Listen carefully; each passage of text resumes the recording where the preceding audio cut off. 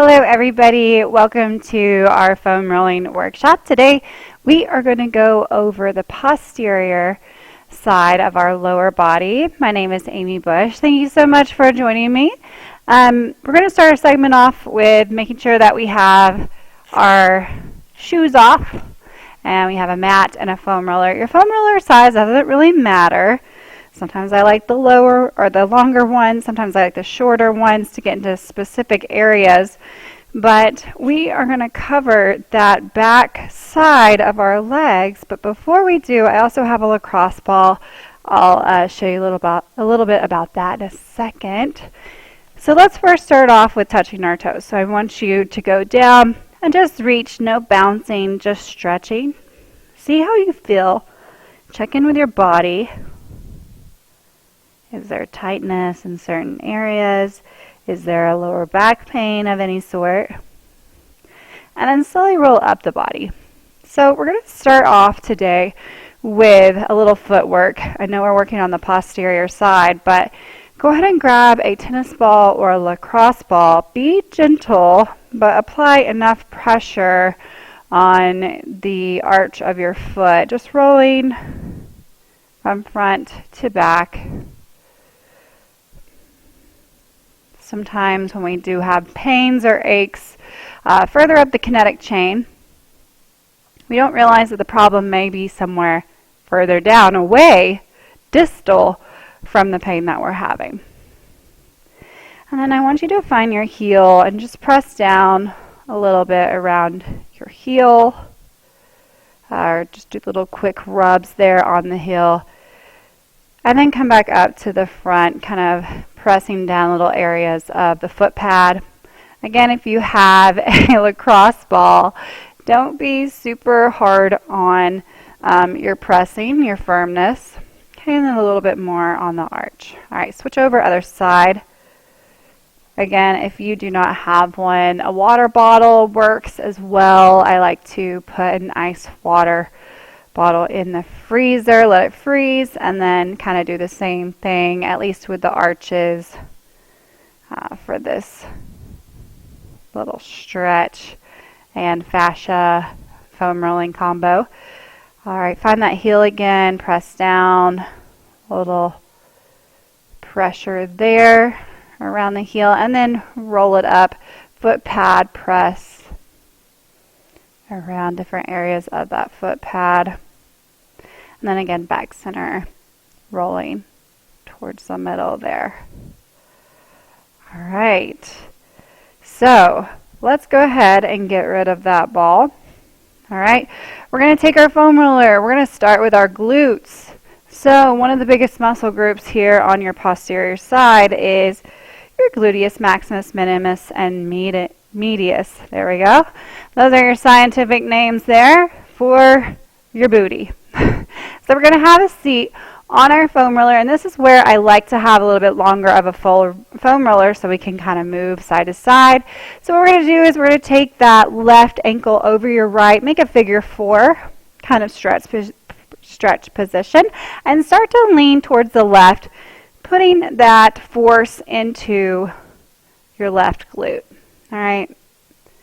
And with foam rolling, we don't get in a hurry with rolling. If you find a place that is knotted or tension, you hold that weight and that pressure on that knot, even adding maybe like slight movement up and down on that knot in order for it to release. So a good illustration is if you had a rubber band, right? You tie the rubber band with a knot in the middle, right? And then stretching, when you stretch a certain area, you're really working on flexibility of the joint and the muscles and the ligaments. And so if you think about it, you have a rubber band that you're pulling on both sides, right? And that creates the knot, makes it even tighter. It doesn't get rid of the knot. But if you take pressure, like the pressure that we're providing from this foam roller in our own body and gravity, and you press that knot and you start to wiggle it back and forth just a little bit, notice that knot in your rubber band would come apart, right? Much easier than pulling on the sides. That only tightens it more, okay? All right, good job. We're going to switch over to the other side, so figure four. And we're going to stop my timer there. All right. So we're going to figure for the other side.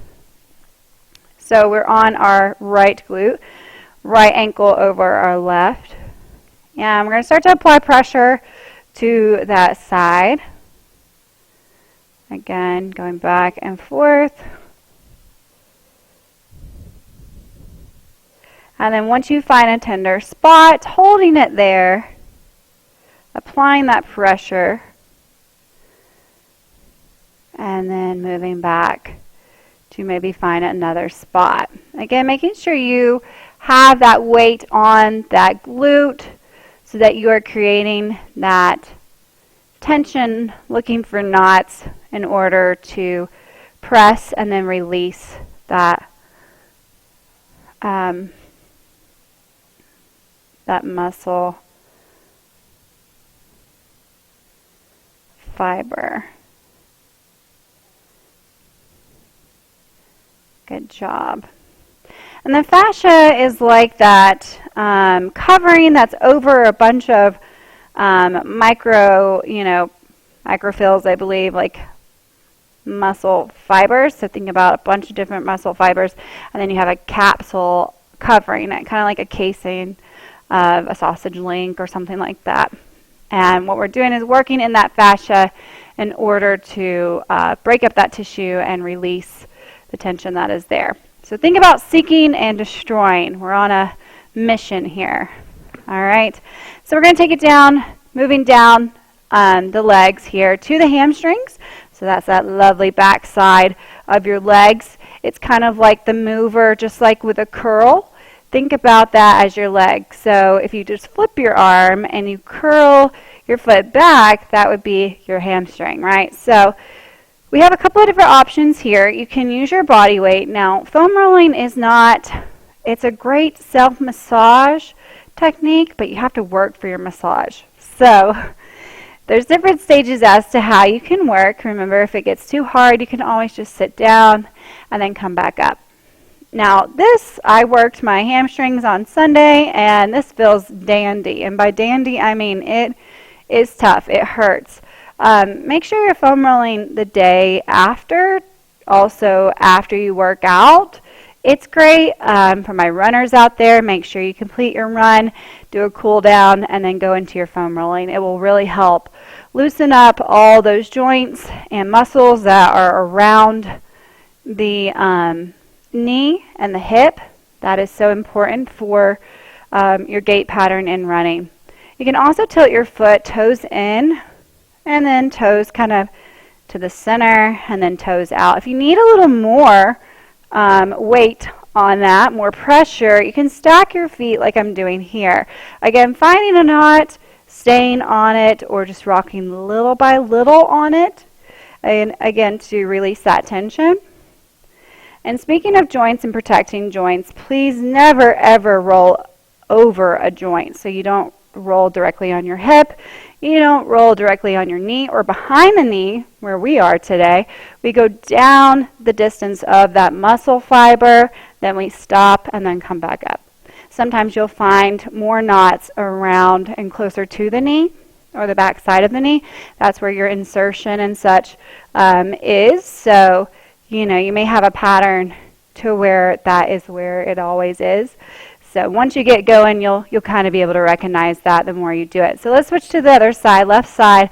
Again, if you need a little bit more help, you can just place that right foot on the ground. Again, this is totally effective in itself. I can already feel it.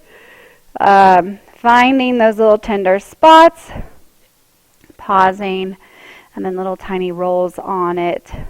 Or if you need to add pressure, cross that right foot over. Woo! It is feeling juicy in there, guys. And some of you guys may have questions like, well, should I roll my full body or should I really target it? It really depends on what you need. If you did a total body workout, I would, and if you have time, I would work on all areas of your body. But if there is one specific area that feels a little more tight, then definitely focus on that, whether it's lower body or upper body. When I do roll, I usually like to roll my lower body, and I do front side, so your anterior and your posterior. Okay. Ooh, yep. Finding all kinds of little treasures. It's kind of like Minesweeper when you just so happen to make a connection or find a mine. You know, it's search and destroy is your mission here today. All right. Moving down, we're going to take it down to the calves. A lot of people with tight calves out there. So with this one, again, taking that stability back. So our stabilizing leg is back here.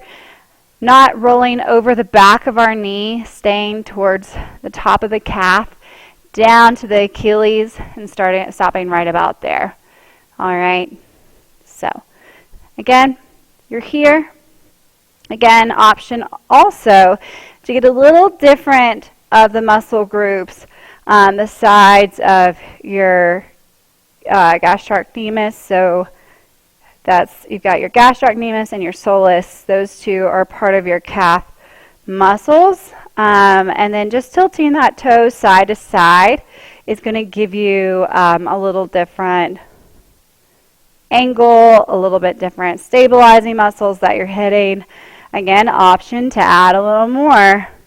And remember, you can always come up, take a break, set your hips down because you are working your triceps and your the rest of your arms that are stabilizing to hold yourself up. Think of yourself as doing a reverse plank because that is truly what you are doing.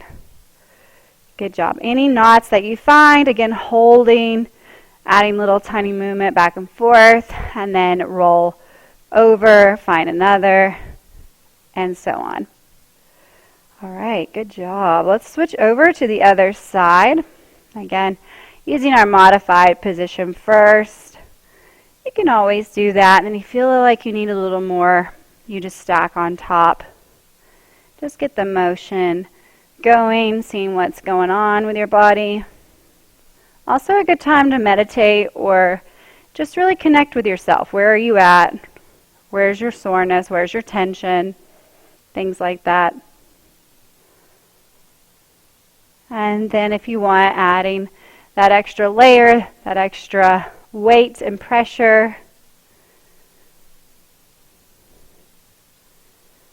Also, some great things that are useful are the percussion pieces that you may see, like Hypervolt.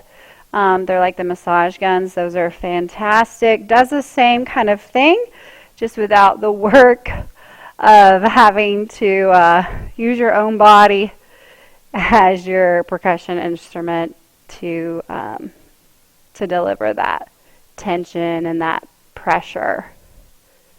Again, that illustration of the pressure of your fingertips on and wiggling back and forth on that rubber band knot, and that's kind of your visual for what you are doing here with foam rolling. Good job. All right, let's release that. Let's come back up to standing. Let's do one more foot roll on both sides with that ball. Again, gentle pressure here. If you want to do like kind of a circle, make sure you hit the foot pad at the front and in the middle. Nice little foot massage, and then switch. I don't know if you guys have ever had a foot massage and then you're like, wow, okay, I feel totally better. That back pain actually feels great. It's not there anymore or whatnot. Again, another illustration of something being off further down the kinetic chain that may be responsible for a pain that you think is directly there. A lot of times lower back and such may be related to somewhere else in the body. So, all right. Release that. We're going to try it again. Let's take a nice little toe touch. So take it down. Connect with your body. How do you feel? Do you feel a little better? Not as tight? Slowly roll it up the spine. I know that I can tell a difference, so I hope you could too. Thank you guys for attending this segment of our foam rolling workshop series. My name is Amy Bush, and if you have any questions, please don't hesitate to reach out, amy.bush@coxinc.com. Hope you have a great rest of your day.